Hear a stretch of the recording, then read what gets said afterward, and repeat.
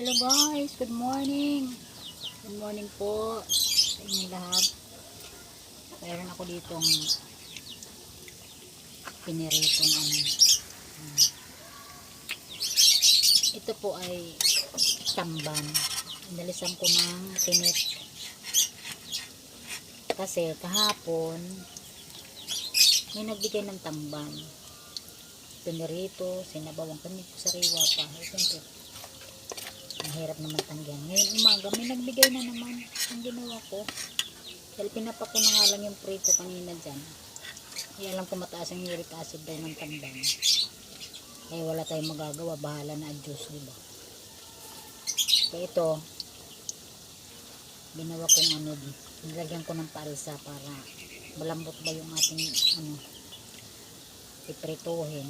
Kasi nilagyan ko ng harina, paminta, carrots, betsin, saka sitaw. Ayun kami sitaw din sa puno. Nakakuha ko ng 5 piraso kaya may gulay, saka carrots. Hiwa-hiwa ko ng maliliit. Kaya ko nilagyan ng alsa para malambot ba sa pagpinirito.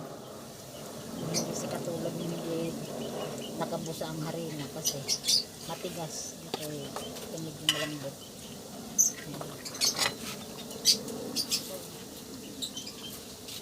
Kaprito na ako. Gawa na ako ng sausawan.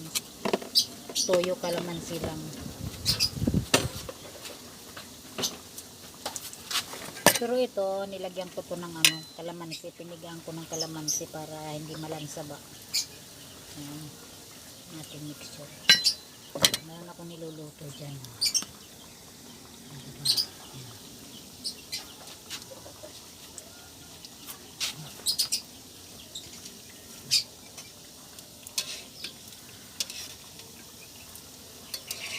May nakuha kong uling, kaya lagyan ko ng paraan. Lagyan ko ng lagyan ko siya ng alambre para hindi mahulog ang uling.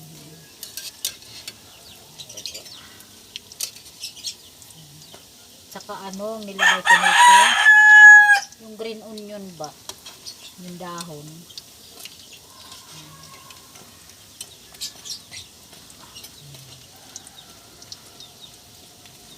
Ang bango po niya. Try nyo po, yung mga bata na hindi nakain ng gulay, makakakain sila ng ganito. Pag golden brown lang natin, malambot siya.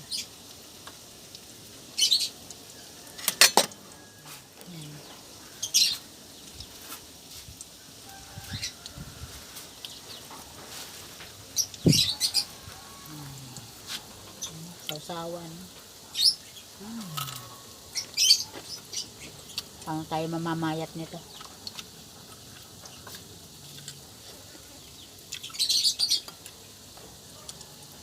Saka sili, toyo mansi, may sili. Kaya nito guys, masarap.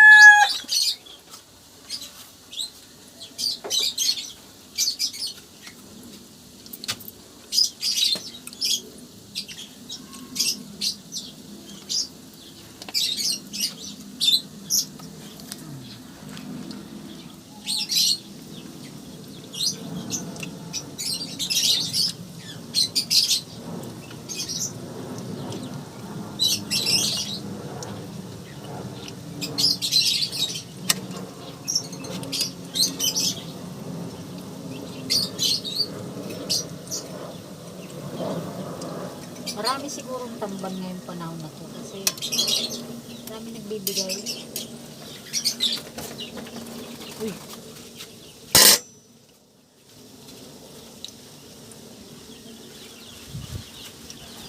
Ano na?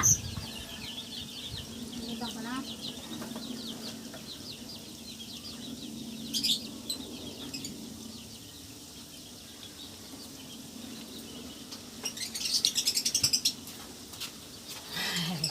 Sorry po, lumukso yung alaga ko doon. Thank you for watching.